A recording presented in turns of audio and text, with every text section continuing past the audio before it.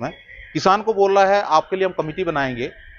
Committee का जो report आते ही आपके साथ में जो भी बात करना है, जो भी काम करना है, हम करने के लिए तैयार है। कमेटी का रिपोर्ट हम यहाँ 1 साल से बैठ के बोल रहा हमें कमेटी बनाओ, कमेटी जो जुडिशियल कमेटी चाहिए वो देने के लिए तैयार नहीं है। वो तो किसान है, हम तो जवान है। तो ये तानाशाही और इसके पीछे जो हमारा वरिष्ठ अधिकारी खेल रहा है। लेकिन हमारा जो प्रोटेस्ट आगे बढ़ रहा है, जो उनको पास जो भी ताकत है वो लोगों से इस्तेमाल। कई ग्रुप से पता चला इनका अय्याशी जिंदगी है, यहाँ होटल में रह रहे, फंड रईस हो रहे। वो मेरे को पता करा था, आज मुझे पता चल गया वो कितना स्ट्रगल कर रहे हैं हमारे लिए, और जो जितना भी एक्स सर्विसमैन के लिए, वो मुझे आज पता चला। फिर फंड कहाँ से आएगा, कौन सा होटल में रहेगा, तो कैसे ना था बेचारे, ये सच में होटल में रह रहे या इनका अय्याशी जिंदगी है, वो आज मुझे पता चला। वो कितना स्ट्रगल कर रहे हैं, खाना देने के लिए कोई नहीं है, पानी देने के लिए कोई नहीं है, इतना ठंड में 0 डिग्री तक आए हैं यहाँ। उस समय सुबह 7 बजे से 9 बजे तक वहाँ बैठना, सुबह यहाँ से कोई गाड़ी नहीं होता, एक एक डेढ़ घंटा पैदल चल के वहाँ पहुँचते हैं। फिर उसके बाद पुलिस का धमकी और पॉलिटिकल साइड से धमकी सब सुन करके अपने परिवार बच्चा सब छोड़ करके बेचारे यहाँ। क्या कहना चाहेंगे गोपाल सर, अब तो जंतर मंतर पर कवर करना बहुत मुश्किल हो गया है पत्रकारों के, आपका धरना कैसे चल पाएगा? देखिए, आपका चैनल को मेरा नमस्कार। आज हमारा 388 डेज हो चुका है। जंतर मंतर में रोक तो आप लोगों को सोशल मीडिया को किया हुआ है, और वहाँ पर जो भी धरना देने के लिए जो लोग आता है उनके लिए भी वहाँ पर मना है। लेकिन हमारा पूर्व सैनिकों का धरना आज भी जारी है। वहाँ पर पूर्व सैनिकों के लिए मना नहीं किया है। इसलिए मना नहीं किया है, आपको पता है जो 3 तारीख को, मार्च 3 तारीख को हमारा एक बड़ा धरना जो 144 का जो उल्लंघन करते हुए हमने किया था, जो कि हमने 20 मार्च को हमने एक मेमोरेंडम दिया पार्लियामेंट स्टेट पुलिस थाना में, एसीपी को मेमोरेंडम दिया गया है। वो मेमोरेंडम मैं आपको दूंगा, आप उसके अंदर डाल दीजिए। उसी के अंदर हमें क्लियर लिखा है, जो अगर मान लो 144 धारा अगर लगे है तो 2 आदमी जा सकता है, 2 से 3 नहीं हो सकता।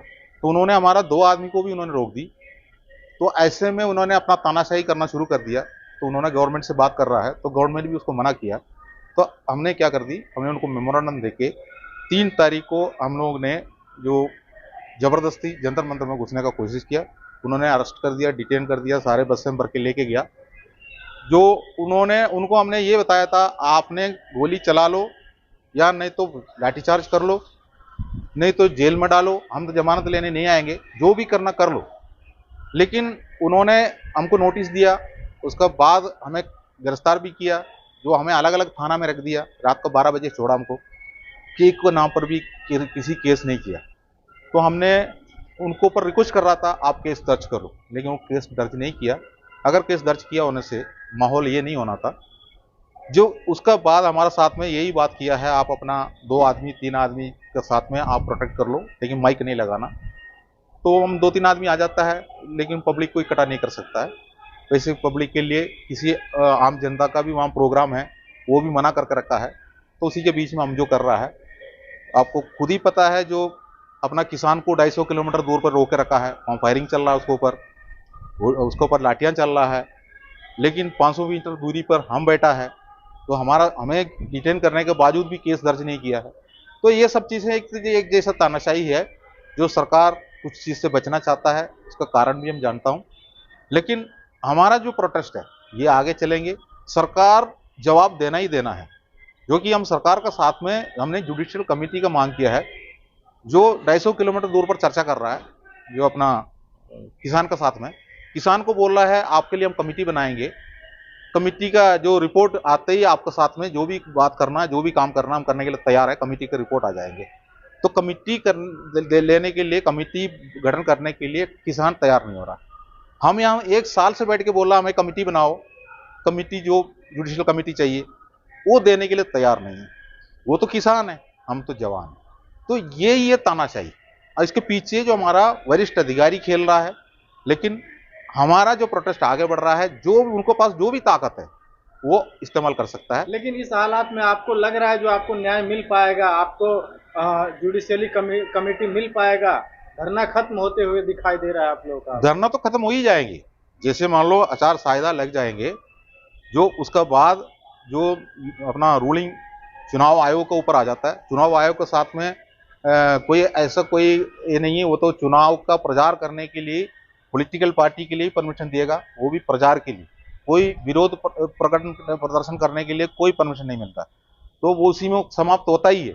लेकिन समाप्त होने के साथ साथ में हमारा भी कुछ ना कुछ निर्णय होगा, हमारा साथ में भी सरकार हमको भी कुछ बताएंगे।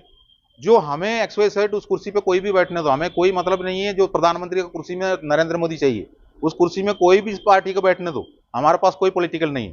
जवाब वो देंगे, जवाब देंगे। तो ऐसे नहीं है प्रोटेक्ट। जो भी 1 साल से हमने जो मेहनत किया है, ये ऐसे रद्दी जो बॉक्स में नहीं डाल सकता है। ये तो सरकार को भी पता है, हमारा वरिष्ठ अधिकारी को भी पता है, सारे सबको पता है। ऐसा बात नहीं है, इतना आसानी से ये तो निपटारा नहीं हो सकता। मैं भी जानता हूँ 75 साल से बनाया हुआ एक रूलिंग तोड़ रहा है वो, इसलिए वो टूटना नहीं चाहता। इसलिए वो इमारत को उसने सीमेंट बजरी लगा के वो ताकत से जो उसको जो मरम्मत करके लेके जाने की कोशिश कर रहा है, लेकिन हम उसको तोड़ के ही आगे निकले। लेकिन मुझे तो ऐसा लग रहा है कि हाल ही में लोकसभा का चुनाव भी है, उसी के माहौल में आपका धरना खत्म होते हुए हमें लग रहा है जो धरना आपका खत्म हो जा रहा है।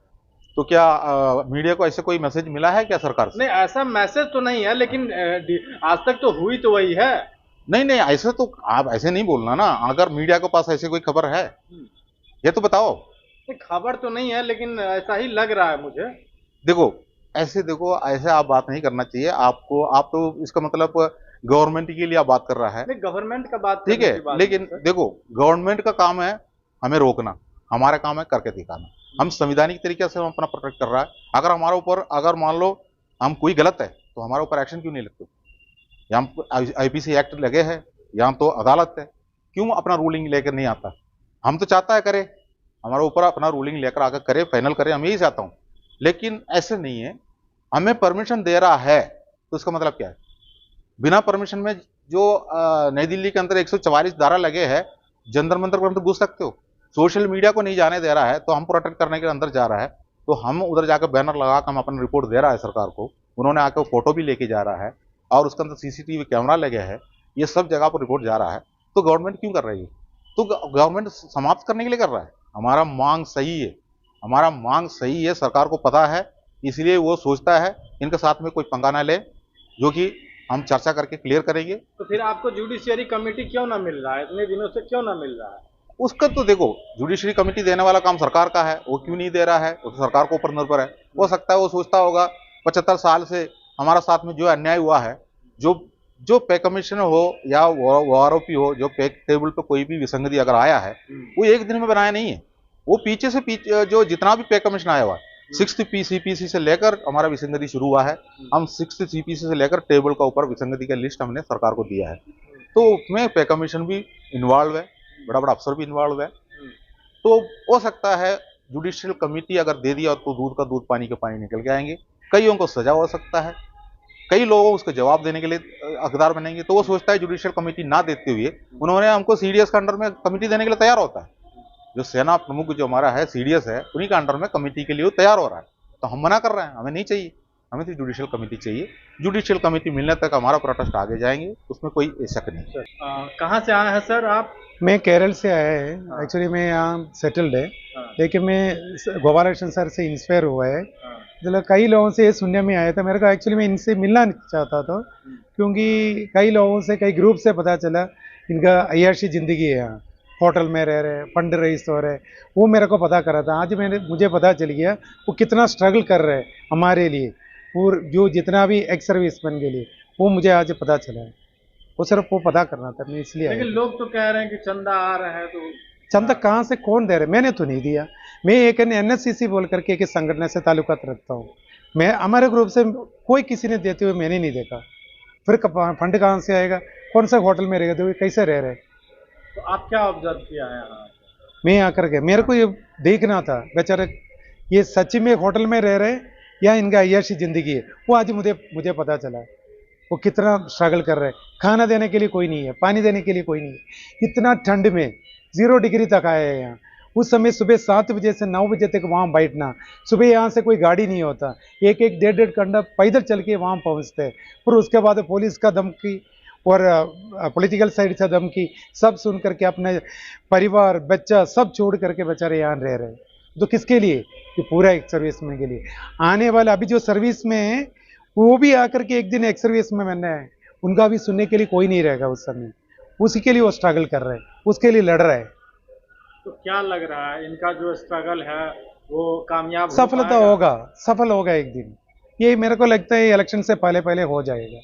चलिए शुक्रिया।